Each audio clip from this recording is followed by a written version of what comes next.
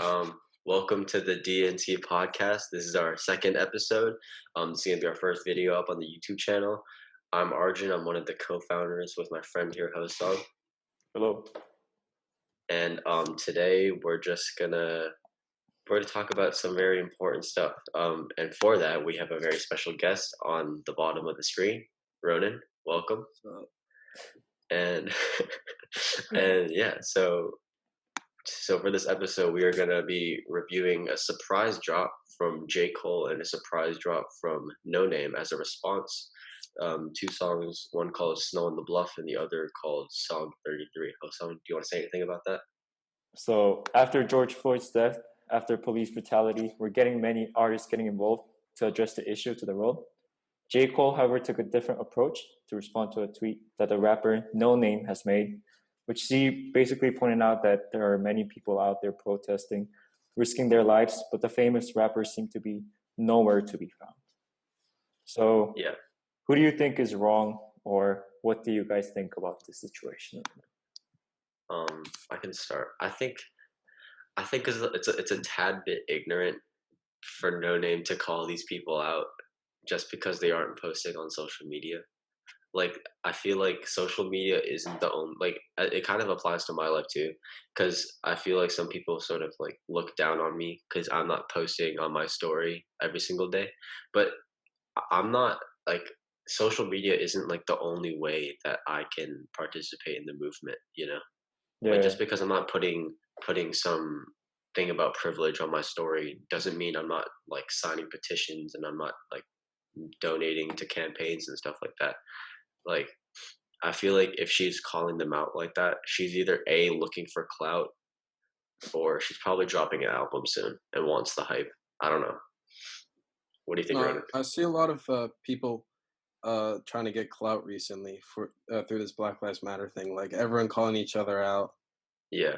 But one thing I would hate for it to become is like a trend, you know? Yeah. But the thing is, like, what I think with Noname is her whole thing is about J. Cole is like all of your albums are about Black people and the stuff that they have to experience, like police brutality and like profiling and all that. And the fact that you're not like showing up for your fans is bad enough, and like you should be called out, which I agree with. But I also think that she shouldn't just judge him on like such like a surface level like standpoint, you know. And it's also like, it's not like he didn't do anything in this situation. Like, he was actually spotted protesting in front of people, and for his whole career, he was rapping about like how like the racism is like having a big impact for like colored people.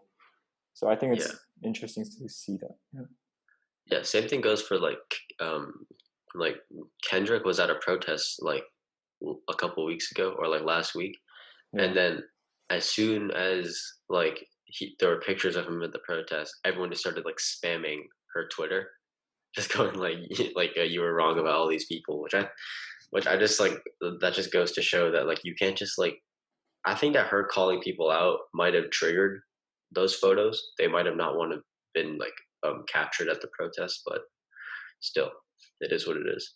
So, do we have any other thoughts, or do we just want to go straight into the first song? Let's get into the song. All right, let's go. All right, so the first song we're going to be listening to is J. Cole's initial song called "Snow on the Bluff," which sort of acts as its own song, but it's also a response to to Noname's criticism of him. So yeah, we're just gonna take a minute to listen to that.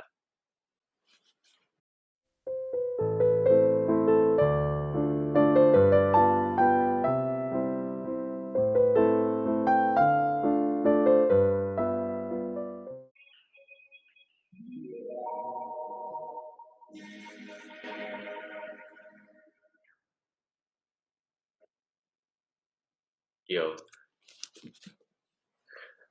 bro, my guy was flowing over that track. I will not lie. That was so good. Oh my god! Like, all right, take away all of the beef and everything. Musically, that's a very good song. Like, he was it's one verse. There's no chorus, and he was just flowing. He's like, you know, like he's sort of. I love that. I don't know. When you actually like look at the lyrics and read the bars, I I don't I He's don't on really know something. what to think. He's on something. He's on something, but like most of these bars are just like half of the song, more than half of the song is just targeting her.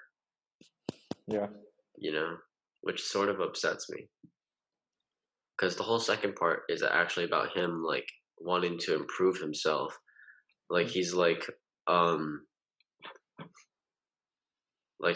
he's like I know I'm not like the smartest person, but that's why I'm open to like to grow and be better, but you have to help me.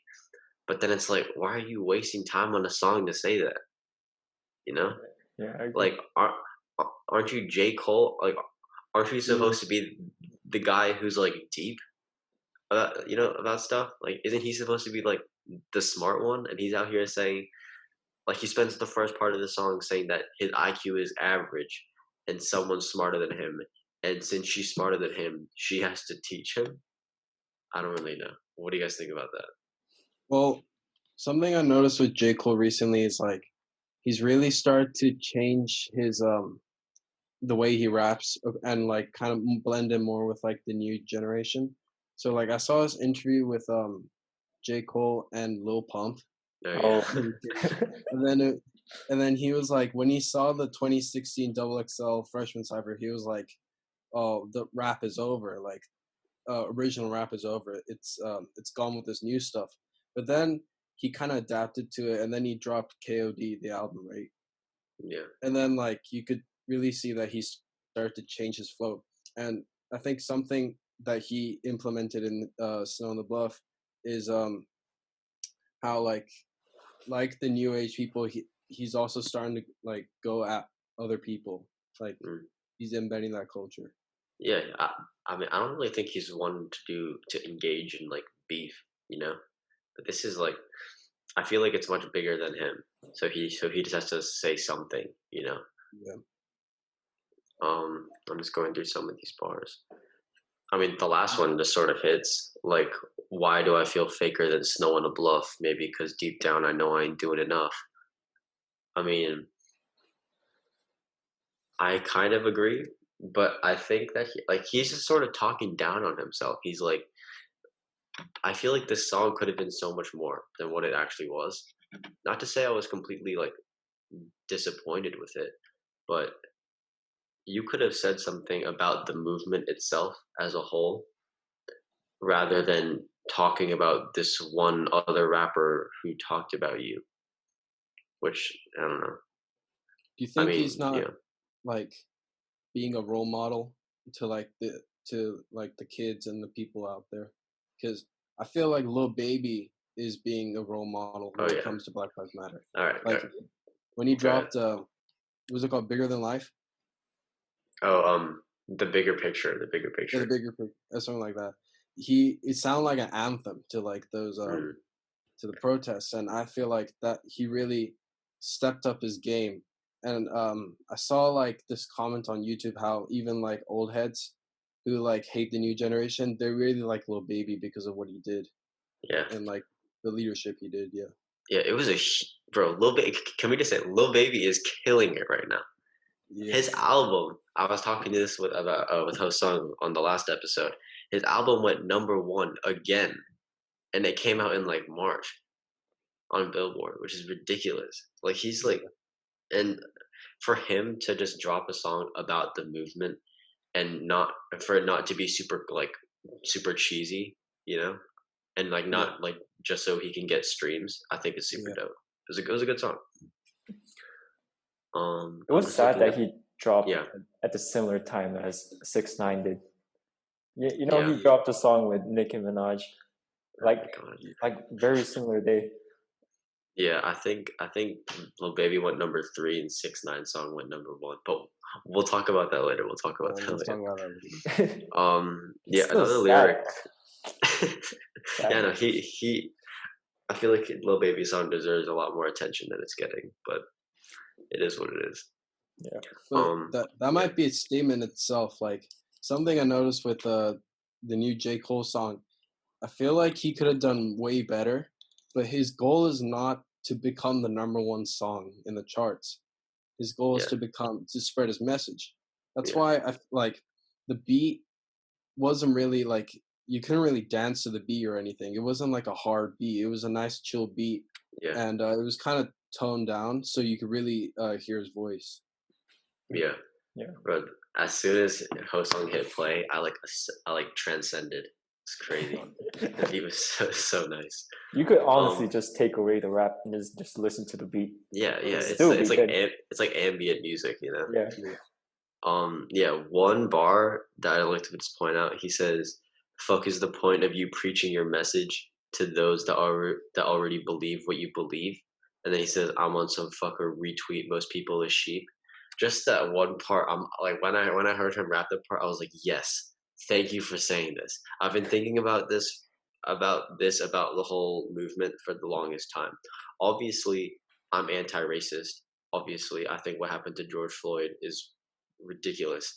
But I think that like what I've seen on social media is just people, like he says, like people saying stuff to other people who agree already, and then they just keep agreeing with each other, and soon you have this whole chain of people with the same ideas and the same beliefs, all like huddled in like a little circle, and they just keep sharing these ideas, and anyone who sort of has a different opinion, right or wrong, they don't even like talk about that. And I think that creates like a dangerous environment when it comes to politics and the whole movement, because it's important to be inviting. And that's just like that's one line that sort of hit. And then he also says F or retweet, but most people are sheep, and that just directly correlates with the whole like putting stuff on your story, I need to be validated by my friends type stuff. And that doesn't mean that everyone is trying to be validated. I know that there are some people who genuinely care and they're doing the most that they can, but there definitely are some people, you know, like with like the black squares and all that, like there definitely are some people who were peer pressured into doing that, you know. You guys know that Snow on the Bluff is a movie? About the guy who's like deals drugs and all that. Yeah. How do you think that's related? I mean, I haven't necessarily seen the movie, but I know it just because it circulates around like hip hop culture and like just like mainstream stuff. But I mean, he like says at the end, "I feel faker than snow on the bluff." I mean, maybe he's just he just feels like he's just. I think the whole idea that he's not doing enough, and that there are people who like look up to him and are waiting for him to say something, is sort of like weighing down on him. So that's why he's feeling like a fraud, sort of. I think that he's agreeing with Noname. Like he's not going at her. He's like addressing her and saying, "You're right." But at the same time, it's just like. I mean, it's a smart move because he doesn't want to distract his fans with like this J. Cole Noname beef. He wants to spread his message. He doesn't want to. He's kind of the opposite of 6ix9ine, where he doesn't want beef with others. Yeah. Another line that I really enjoyed, I'm glad that he said, was, "No, I ain't no dummy to think I'm above criticism. When I see something that's valid, I listen." I just think that that's important for anyone, especially when you're in a role where you have a lot of influence on other people, you know? Like, if you're just ignorant and you're intolerant to any other view, then you can't really get anything done. And that just brings me back to like the whole like everyone like agreeing with each other. And if there's a different idea, or like someone has like a different set of like values, then they just get kicked out, you know. So I think in terms of that idea, he addressed that very well. In addition to just talking about like Noname and stuff like that.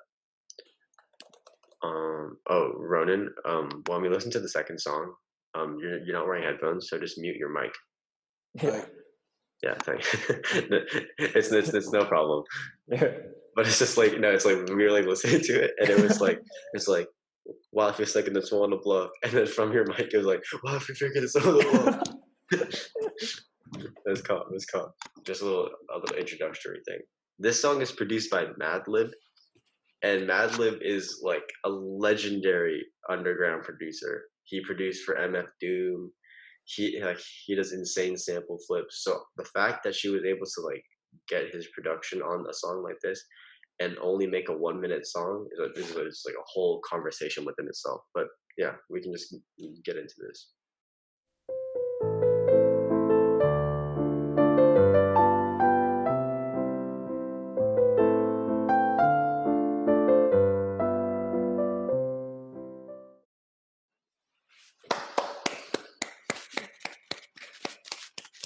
Amazing. That, oh, holy shit. I feel bad for J. Cole now. Oh my god. That was only a minute long. Yeah, great execution. Oh my god. Solid. She just went at him. The thing was like, this isn't even like a Snow on the Bluff type song where he's like making a song based on some idea that someone has about him that she doesn't like him. This is a response song to another song. So she's going straight at him. And not only is she talking about, like, she's not only like restating what she said before, like, you're not doing anything, but it's also like she's attacking him for recording Snow on the Bluff, which is crazy. Like, this is insane. There's still a lot to unpack though, like lyrically, but musically, the beat, it bangs. Great instrumental. Yeah, her flows. It was like a lazy but like sort of like talkative conversational tone, which I thought was super cool, especially for the vibe of the track. Yeah, it did have a chorus, sort of, but it's a great song. Well, what do you guys think about it? I like that it's only a minute long. Like, since it's short, I think more people are like gonna concentrate more to listening to the lyrics and stuff. Yeah, so I like it. Yeah. I mean, right off the bat, I saw a demon on my shoulder. It's looking like patriarchy. Like, bruh. Like, I'm assuming that the demon is J. Cole, right? Like, that's kind of a heavy statement to make about somebody. That he's this demon who's like the face of the patriarchy. Yeah. Jeez. And then she says like one girl missing, another one go missing. Like that's like, I think that the reason why that's the chorus is because like she's trying to like restate what's actually happening. Like this is the reality of the situation. These people are going missing. These people are getting beaten, and like she's just trying to get it in everyone's head that like this is what's actually happening. Let's not focus on this beef. Let's focus on like the reality of the situation. But yeah, verse 2 sort of blew me away. She said, people in the back, quiet as a church mouse, basement studio when duty calls to get the verse out. I guess the ego hurt now. Which is just like, oh my god. Direct shots at Jermaine Cole. This, like, she literally just exposed the reason why he made Snow on the Bluff. There's no other reason why he made the song than to say like, oh, I guess it's time to go to the stew and record this song because she's saying something about me and I'm silent, and that's only gonna make her look better. And the whole thing about ego is just like that's great. She's directly just pointing that out. Ronan, do you have any thoughts about that? I don't know. I was wondering whether J. Cole was really not in the studio at this time. I feel like he's got all sorts of projects in like a USB somewhere, but he's like saving it for later. Same with Kendrick. All these USBs. Bro, I swear. Bro, this is why Carti's getting his album leaked every single day, man.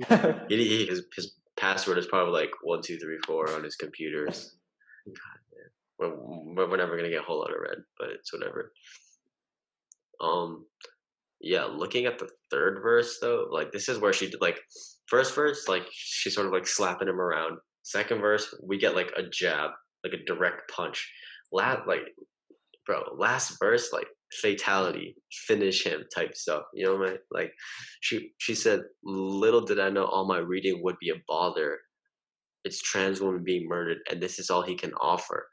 Like, oh my god, like that's crazy. This is crazy because in the beginning of his song, he was like, "Oh, she's smarter than me. She's so educated about this stuff. She's like mad at these like police."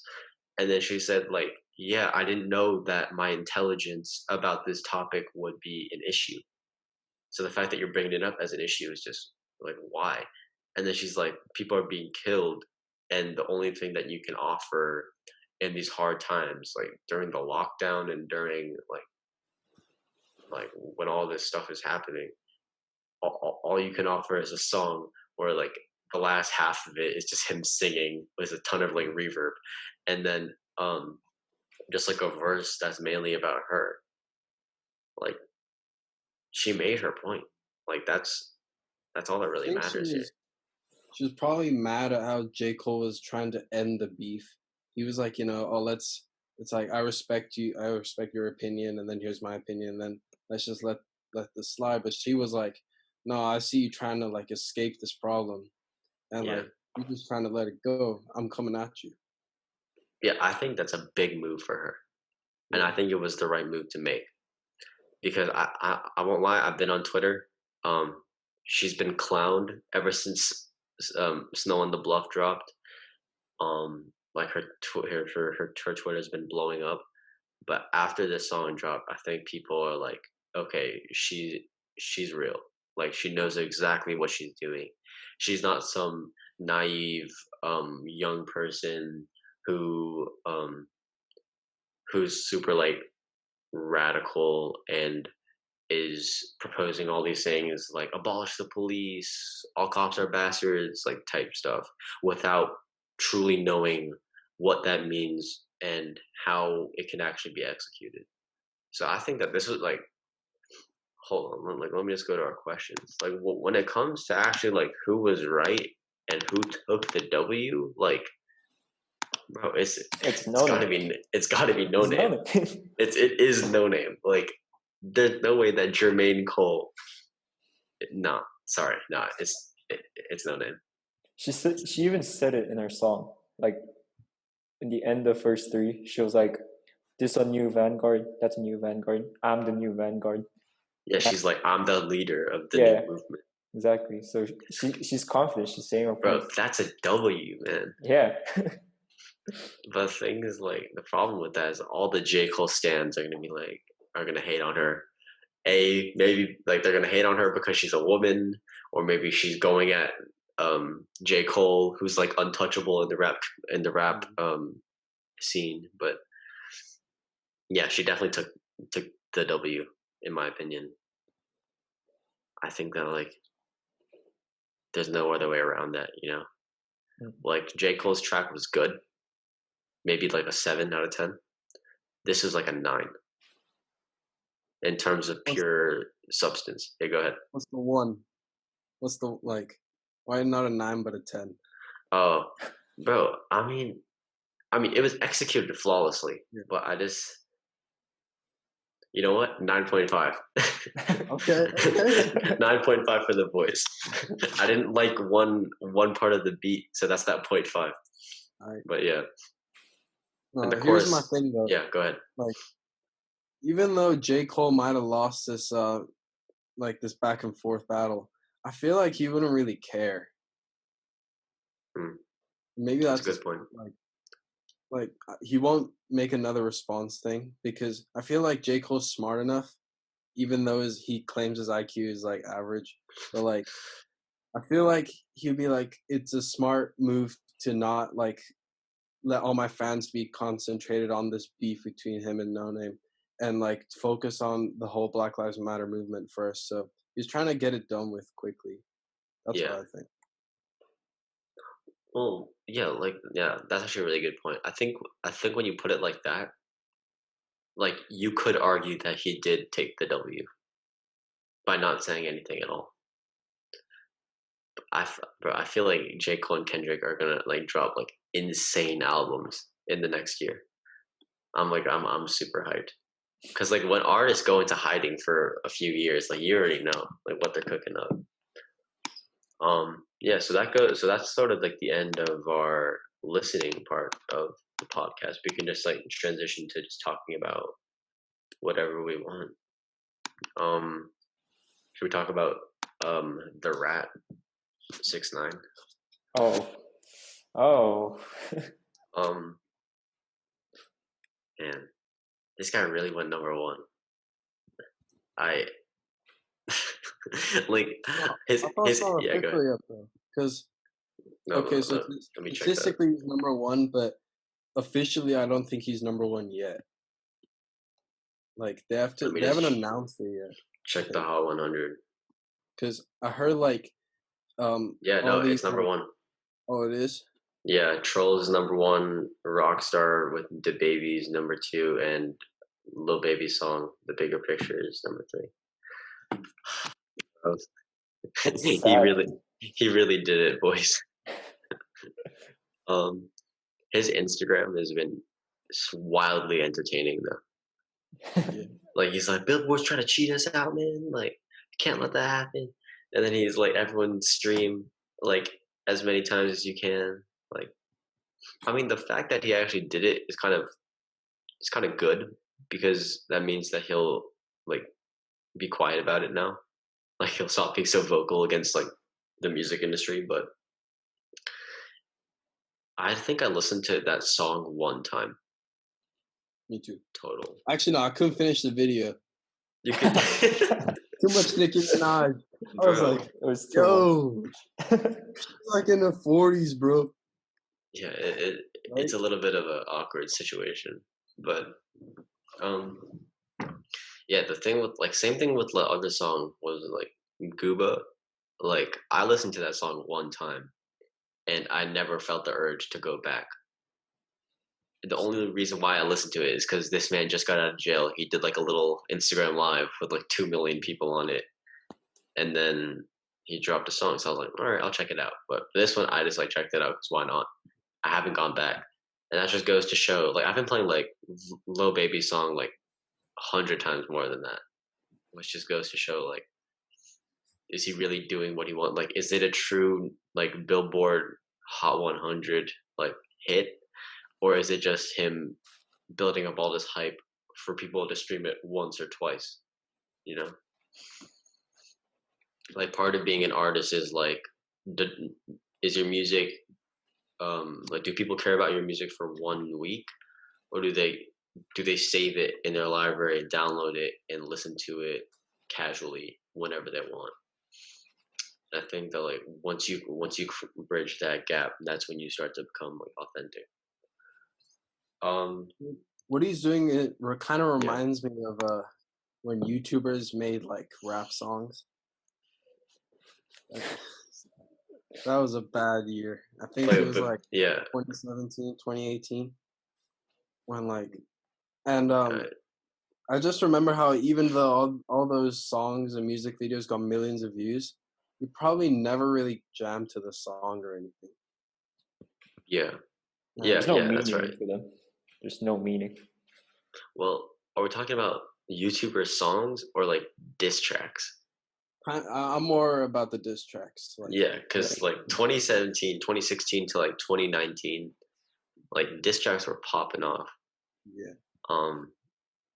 Yeah. I mean, I can't say I actually enjoyed like all the drama and stuff, like just because it's entertaining.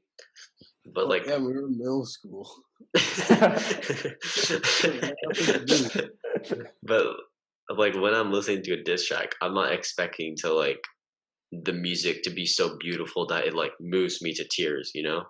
I'm just expecting to be like, oh, you suck, and I'm like, oh, you know? Yeah. But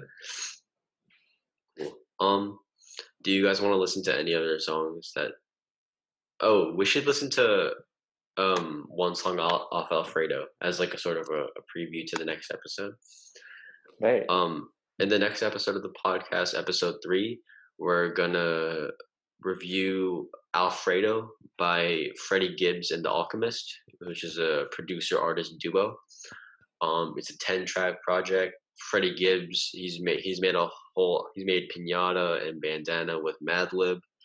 Alchemist is a like insane producer, so this collab is just I think it's one of the best albums of the year, if not the best album of the year right now.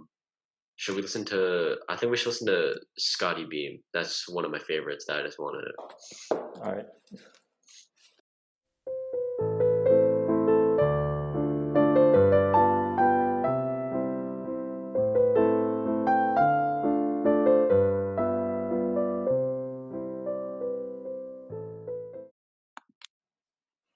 Jesus Christ.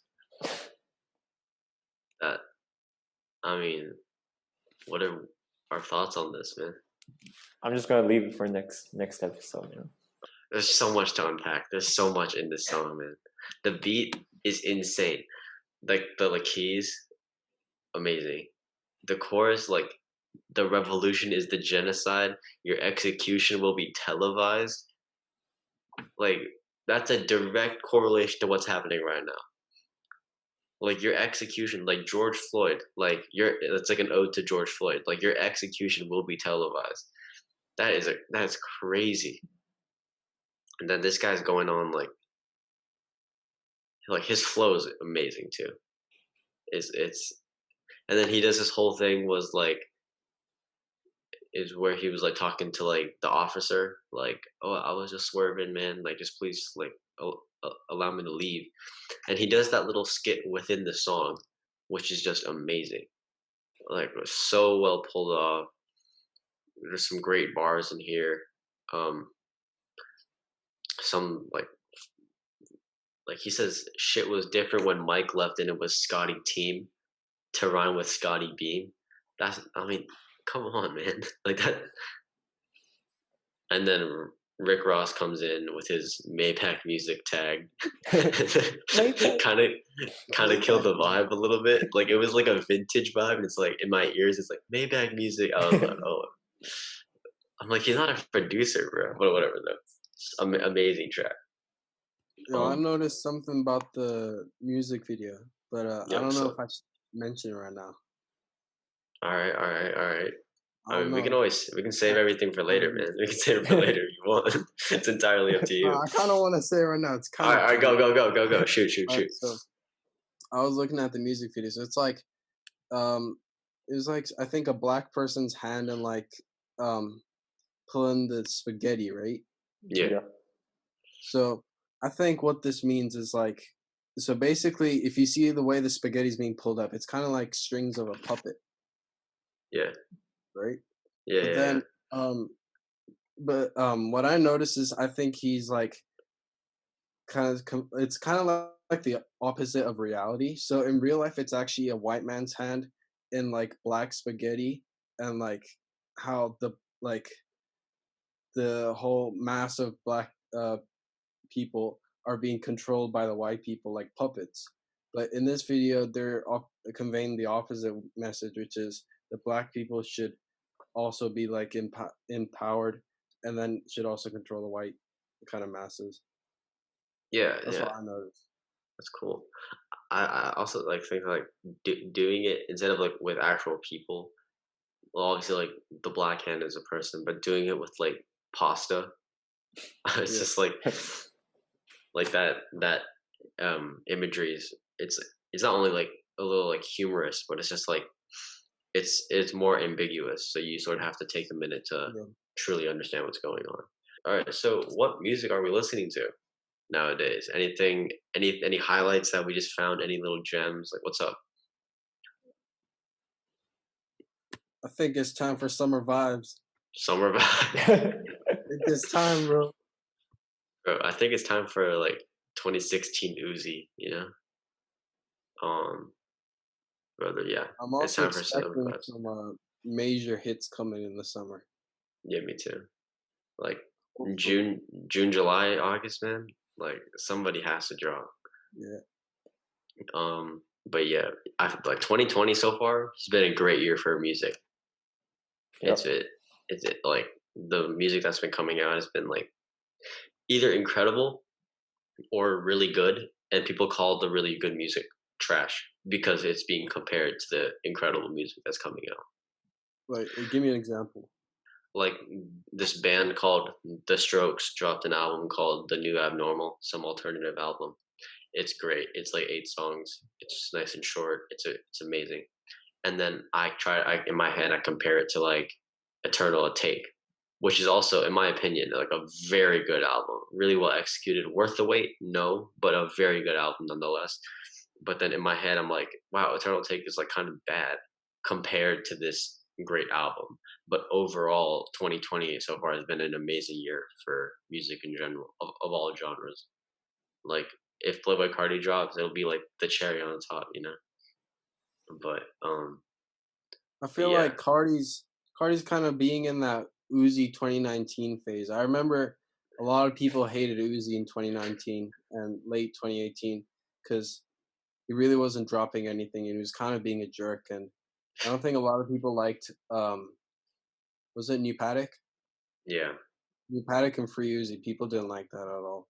yeah. Like, Bro, so that's the I'm thing. Like, people hate, and then they're like, "Oh, you suck!" Like Sanguine Paradise yeah, was bad. What the hell is Futsal Shuffle? As soon as the guy drops the album, everyone's yeah, just on his dick again, bro. yeah.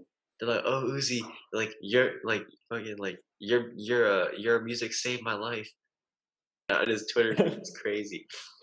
But I guess that's just how it goes. Because I was talking with host talking about this on the last episode. But At Me and his verse on Pain 1993, garbage, like straight garbage. I have a whole like Google Drive folder of Whole Lotta Red like leaks. Yeah. And those are so much better than At Me. Like if you drop anything, no lie, Skeletons. If you dropped anything other than At Me, he would have dropped the album already. I think it's because At Me just flopped that they stopped the whole process of the album. People hated that shit, man. Right. I have an unpopular opinion though. What's that? I feel like Cardi needs to keep his new flow because his old flow, right? Yeah, you guys are gonna. Bro, what are you saying? What? No, but here's the thing: yeah. Cardi's old flow is being copied by a lot of rappers, right? Yeah. So if he keeps it, I feel like it won't be that entertaining anymore. But at the same time, like you should keep his new flow, but he should make better music out of it. You can't. Like that's the point. You can't. You can't make good music with that flow, man. If you're sounding like the point when the sperm and the egg come together, if you're sounding like that, bro, I don't even know what to say. Now, do you know what he sounds like? Have you heard like songs sped up and they sound like chipmunks? Yeah. Yeah. That's what he sounds like. He sounds like he sounds like a worse version of 645 AR. Like you know that guy with like the really squeaky like voice who like goes over the trap beat. It's so funny, man. But yeah, I just like I don't think he should go back to the old flow, but he should go back to the Die Lit flow. Because he was like right in the middle. Like he wasn't like normal and he wasn't like fetus. He was like in between, sort of like going in and out, which is like what I actually enjoyed. Dilate, I'm still playing it today. It's a fantastic album. If we don't get an Uzi feature, I'll be pretty sad. But at this point, I just want new music. You know, I'll agree that At Me was trash, right? Yeah. Okay. Thank you. Everyone's like, no, but like the beat is kind of hard, bro. The beat, like the drums are fine, but it's the melody sounds like some like kid, like a 2-year-old playing on like a xylophone, just like going over like the whole thing. It's like elementary school music class, bro. I don't know what he's up to right now. And then people are always like, oh, Carti's dropping this week. Oh, he didn't drop this week. It's next week, and then it's the next week, and then it's the next week. And I was hyped. Like, you know what Uzi and Carti both said like Monday on Twitter. Yeah. I was freaking out. I thought they were dropping. I was yelling I was screaming in my room. I was like, oh my god, it's happening! It's finally happening! I waited so long, and then nothing happened. And then at that moment, I realized that you cannot always get what you want. But like, I still had faith in Carti, but at this point, I don't care until he drops, and then I'll care. But same. Yeah. Do we have an album of the year so far? No. No. Okay. No. Gotta wait. Yeah. We're still technically like in the beginning of the year. Yeah, but people hating on Eternal Take just because it didn't live up to the hype, but it's a great album. A lot Do you of bangers. prefer EA or was it Love versus the World? Personally, EA.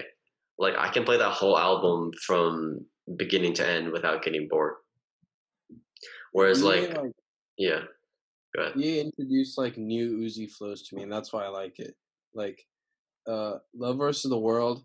I mean, if he dropped that in 2016, it would have been like a major hit. But it kind of sounds the same as 2016 Uzi, which like after seeing what he could do on EA, it was kind of eh. Yeah, I got you. Like, the first 6 songs on EA are incredible. It's like Uzi's like just rapping his ass off in these first. So I think that, and then the middle is like he's like singing a little more. But yeah, I think that overall it's a really, really good project. Even with like Futsal Shuffle and That Way at the end as bonus tracks. Great album. Lil Yachty dropped his album, man. It's kind of bad. I won't lie. But yeah, do you guys have any other questions or anything else you guys want to talk about? You think Kendrick's gonna drop? I mean, I hope so. I hope so. But I hope so. But I don't want to do the same thing with him that I'm doing with Carti right now. Like, I put so much faith into Carti, and then I just get sad every weekend on Friday at midnight when he's supposed to drop. So I'm like, in the back of my mind, I'm like, a Kendrick album would be amazing, but I'd rather, like, I don't know if this is an unpopular opinion or not, but I'd rather wait another year or 2 years and get like a mind-blowing album than have people pressure him to drop during the Black Lives Matter thing and have it be okay. Because I know, like, yeah, go ahead. Oh, okay. I feel like he needs to. I think by observing what's going on right now, I think he could produce an even better track. Yeah, exactly. Like, people want him to drop now, but he should be like working now, like looking around, be like, I bet, like just like write some bars. But like, yeah, like the fact that this guy made To Pimp a Butterfly after he made Good Kid, Mad City, like after he made Good Kid, Mad City, I'm like, this is good. This is very good, and this is an amazing album. Every track slaps. And then this music critic who like Fantana, right? Like, he was like, Kendrick can do better. He said this in 2012. I was like, are you kidding me? There's no way that Kendrick can do better than Good Kid, Mad City. And then 3 years later, this guy drops To Pimp a Butterfly. And I'm like in my room straight up like crying, bro. No cap. I'm like that album is incredible. It's in my top 3 all time of any genre. The album is amazing. Like, if anyone gets the chance to, especially during these times when you want to educate yourself and you want to sort of like broaden your perspective on the movement and the stuff, the terrible shit that Black people are going through, then just listen to that album and pay attention to the lyrics and just take your time with it. It's an experience. But yeah, there are very few albums where I listen to them and I'm just sort of like in shock about how good they are. Oh, I have a question, but like for you guys, like of any genre or of any type of music, like for you, like what is the best length for an album? Like number of tracks? Not more than 20, I'd say. Mm. Yeah, I'd agree. I feel like once you get past 20, if every track is the thing is if you're gonna drop more than like 15, every track after 15 needs to be amazing. Yeah. And if it's not, then like that's what I hate, man. Like all these albums from these mainstream rappers are so like bloated with all this extra stuff that just like oh my god. Another thing I hate is these deluxe albums. Holy shit. These deluxe albums, bro. Everyone and their mom is dropping a deluxe album. Like Uzi dropped Eternal Take. And he's on Twitter and he's like, yo, we should drop a deluxe with all of the songs that everyone wants. I'm like, that's a great idea. He like dropped a lot of songs on his deluxe, like 15 songs or something, which is a lot. It's like another album. And then Nav saw this and thought to himself, he's like, that's kind of a good idea because if you think about it, you'll get like an insane amount of streams if you just drop more music and call it a deluxe, even though it's literally 2 albums that aren't cohesive at all. But like at least Uzi had like had a point to his, because it was like these people want these songs, they've been wanting them for years. I'm gonna give them what they want, and this will make them happy. But Nav is just like I don't know what was going through his head. And then you like I'm going on Apple Music right now. Like somebody must have dropped a deluxe. Yeah, like a Boogie with a Hoodie. Like he just dropped a deluxe that was like 10 plus songs, and no one wanted these songs. like this trend of people dropping these deluxe albums, it has to stop because it's just saturating the music that's out, man. Like I hate it so much. Like for me, if you're gonna make a deluxe, at least put some real good songs in it. That makes put good songs on it and make it max 4 songs. I don't want another album to listen to. No, instead of deluxe, it should be like, and a few other songs. Like they're focusing more on putting out music. Like this is the definition of quantity versus quality. Yeah. You know, like Pierre Bourne, who's one of my favorite rappers / producers, pulled an Uzi and dropped 15 songs on a deluxe. Like 15 songs. I didn't even like. I don't understand. I mean, I do understand, but I'm like, why? Like Roddy Ray. Yeah, go ahead. Like, cause like Frank Ocean hasn't dropped in like what 4 years, and like people are wondering how can he like still live? Where's he getting his money from? It's because by having a certain quantity of songs and they keep getting streamed, he's still getting money. So rappers just want to have as much content as possible to like keep getting those streams. Bro, also like Frank Ocean has a whole army of like white girls crying at 3 a.m. to his music every single day. Like he is such a loyal and consistent fan base that he's set for life. But that's a whole other thing. Yeah. But these deluxes, man, like keep it like 2-song deluxe, fine. That's totally fine. But even if both songs suck on a 2-song deluxe, but you cannot have 400 songs on the deluxe. I don't know why I'm so mad about this, but I am. Because it's just, I hate to see it. Because, like, these people are, like, promoting it, like, all right, the deluxe is coming out. It's going to be awesome.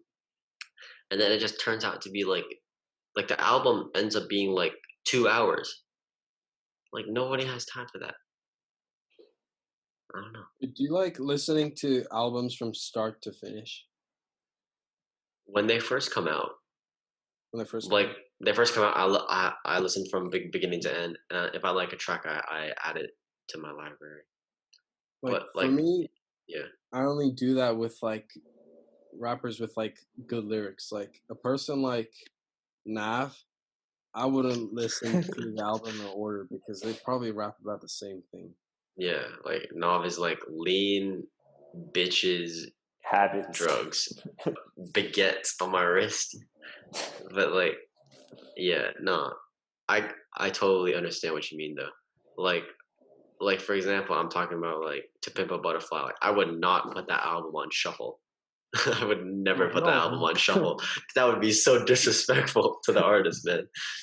Whereas like I'm listening to like the new Drake tape, like I'll put that baby on shuffle, you know. It doesn't really matter. But I'm not like a playlist type of person. Like I have like one playlist and it's like super long and it's like with only songs I enjoy. But then any other time, like I just go into albums and I just like listen to whatever song I want. And I just like sort of like make like a queue as I go, you know?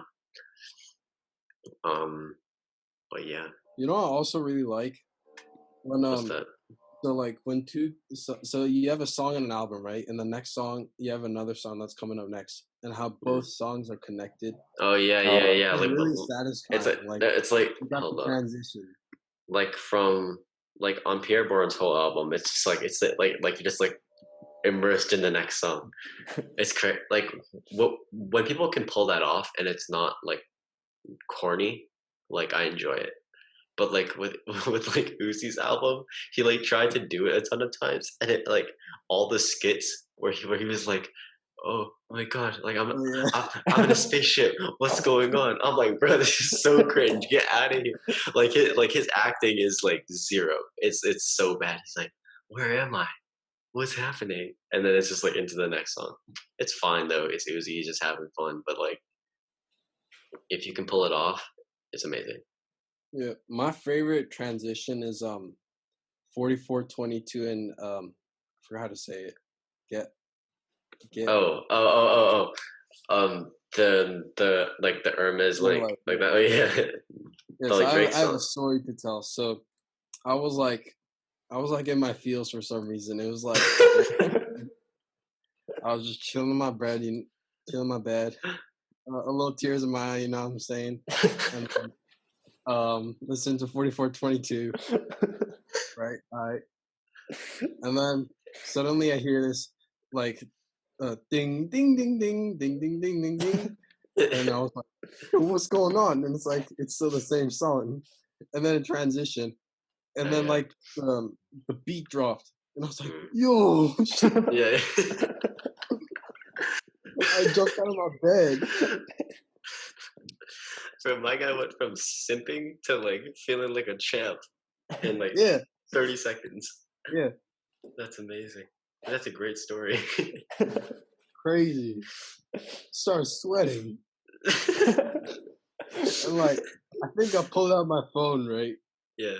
And I think it turned off or something because like I was charging it. Oh. Like as soon as I was going hype and going crazy, and then I pulled out my phone and then it died. I was like, just killed the vibe. Yeah.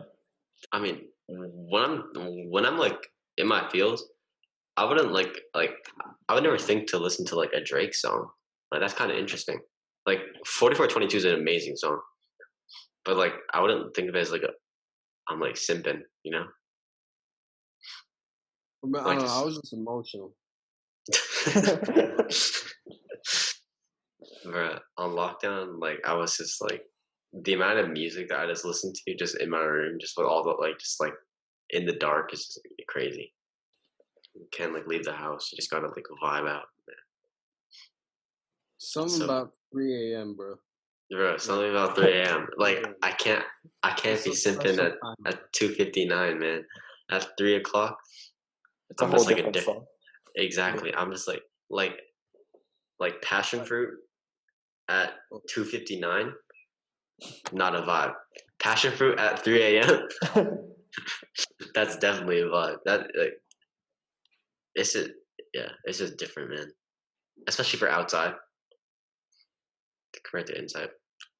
Like But yeah, when I listen to my music in 3 a.m., so I live in the middle of Tokyo, right? And like yeah, from my balcony, you could see like all the they're not really skyscrapers, but like all the buildings close together, and like it should be like usually really like all with these flashing lights and whatnot, but like at 3 a.m. it's like dead silent, no one's out, and it's just mm, this really like, and there's like this cool breeze and it feels really nice. So I go outside and I listen to my music. It's just such a nice feeling. bro. It is.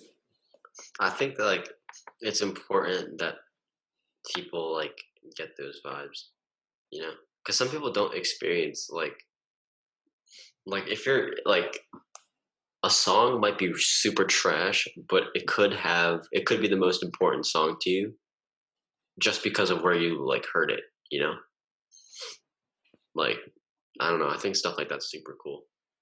Like people like people's goal as like an artist is to get people to be like, I listened to your song and you like changed who I am. Like you changed my mindset. Like not like you cured my depression, but you like you saw me like you you made me like open my eyes to like this new perspective. I think it's like stuff like that that's like I think it's super dope. Just like as an artist, man. Like I know people don't fucking cry to my music. I know people don't do that. I don't. I just like my goal. I'm working on something right now, but I don't want people to just like. I've seen like a trend with my stuff. I don't want to just talk about my stuff only, but um, it's not like people stream it for a day and then they're like, and then that's it. But I don't blame them though, because I just need to work at making songs more impactful. And I think like my mindset is so set on just dropping music, you know? But I need to like take a step back and like focus on like what actually makes the music special. And then if I can achieve that, then it's gonna be lit. So yeah. Yeah. For me, like I think Arjun, you know this, but like I used to make beats and like like it's still kind of like a hobby sometimes, but something that really Yeah. affected my drive and my passion to make beats like in a negative way was actually social media. So like whenever I would post my beats on like Instagram or YouTube or whatnot, and it would be like when they're like low amount of views, it always like made me hate my music, and that was something that I felt was unhealthy to me. So Mm. I Yeah. think um maybe for like upcoming artists and whatnot, they should really not focus on the views on social media. Matter of fact, I don't even post my beats on social media anymore because like it really affects the content that I produce. So yeah, that's That's just what I really yeah, that's really interesting. Yeah, I sort of get that feeling too. Like I think I'm much more careful about what I put out. Not that I'm like I'm scared about like what people will think, but it's more like because like like people always say like oh like you shouldn't care about what they think like it's it should be for you only and if they like it they like it if they don't they don't like you just have to not give a fuck and then just do it right but then and you're like yeah bet oh like yeah like screw them like their opinions don't matter to me but then in like when you drop something and then like people say stuff or the song is trash and it doesn't do well then like even if you have that mindset of like I don't care in the back of your head you do care whether you like it or not like you like people talk about your music and like I like if you have people at school who are like bro I listened to your song like to be honest it wasn't that good right which is fine and you're like all right thanks man like thanks for like the feedback and then like you like go back home and you're like do like that doesn't really matter to me what they think I'm making it for myself but then in the back of your head what like subconsciously you're thinking like it's sort of like discouraging in a way you know. It's really hard to kind of ignore that. I think it's impossible, actually. Like everyone, like with like all these inspirational, motivational speakers, they're like, don't give a crap about what. Shout out to Gary V. Shout out to Gary V. Yeah, Gary V. All that stuff. In reality, it's like really hard. Like, yeah, even if you have like a really tough soul or heart that like doesn't give a crap about anyone, there's still, I think, a tiny bit in you that affects you. Yeah. I don't know. I think that's what I think I've come to touch with that more recently, and that's why I've been sort of careful about what I put out. But at the same time, it's like people try to like remind me like you're doing it for yourself, like it's just for fun. Obviously, I'm not trying to like go big with anything, but it's just nice to know that like people who I know and like my friends and people at my school, like they listen and then they like enjoy it. And if they don't enjoy it, it's not on them for their taste, but it's on me for the music that I dropped, you know. Ronan, you sent me like a beat pack like in like earlier, like a few hours ago. I like just got it in my email, so I'll be checking that out. But you sent a lot of beats. Yeah, I was worried. You sent like 9 beats or whatever. Yeah, okay. So next episode we're gonna be reviewing Alfredo by Freddie Gibbs and the Alchemist. We'll give you a full rundown and we'll give you a final score at the end. And yeah, that just about does it for episode 2 of the DNC podcast. Do you guys have any final words, remarks, funny anecdotes, anything? Well, let's hope that I don't become a special guest and I'm actually a regular member. Oh, but they have to change the name or whatever. Next episode. Hosan, do you have any closing words? Anything you want to say? Thanks for coming in. Yeah. Make sure to listen to the podcast. It's going to be up on YouTube, Spotify, and I'm going to try to get it on Apple Music. It'll be up in the next couple of days. We just have to edit this hour and 15-minute long session down to a nice sizable recording, and you guys can enjoy it. We'll be promoting it on Instagram or whatever, so we can give you a direct link. And yeah, that just about does it. Thanks for listening, and that is the end of episode 2.